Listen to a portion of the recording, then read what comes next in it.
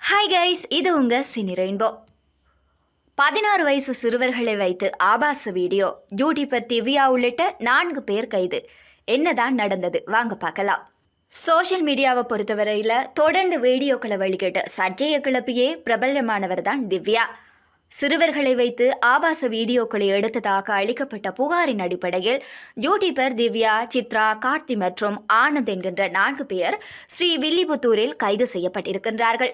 சமூக வலைதளங்கள் மூலம் ஏகப்பட்ட இளைஞர்கள் தங்கள் கற்பனை திறனை வெளிப்படுத்தி யூடியூப் சேனல்களை நடத்தி அதிகமான ரசிகர்களை கவர்ந்து சம்பாதித்து வருகின்றார்கள்.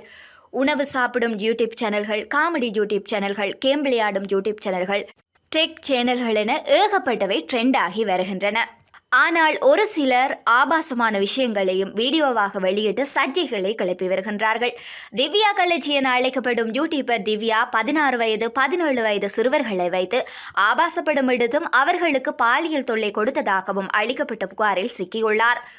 யூடியூப்பில் கார்த்திக் மாமா என பல வீடியோக்களை வெளியிட்டு திடீர் பிரபலமாக ட்ரெண்டானவர் தான் திவ்யா.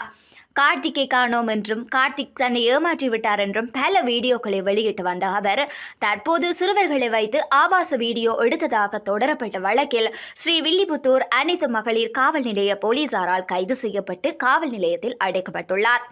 யூடியூப் பிரபலங்கள் சில தனிப்பட்ட முறையில் பல தவறான வேலைகளையும் பார்த்து சைட்டு வருமானம் பார்த்து வருவதாக புகார்கள் கிளம்பி வரும் நிலையில் யூடியூபர் திவ்யா 18 வயது ஆகாத சிறுவர்களை நிர்வாணப்படுத்தி ஆபாச வீடியோக்களை எடுத்து சில வாட்ஸ்அப் சேனல்களுக்கு அனுப்பி பணம் சம்பாதித்து வருகின்றார் என்றும் அந்த சிறுவர்களை கஸ்டமர் இடங்களுக்கு அனுப்பி பாலியல் ரீதியான சீண்டல்களில் அவர்களை ஈடுபடுத்தியதாகவும் கிளம்பிய குற்றச்சாட்டில் தனது கூட்டாளிகளுடன் இவர் கைது செய்யப்பட்டிருக்கின்றார்.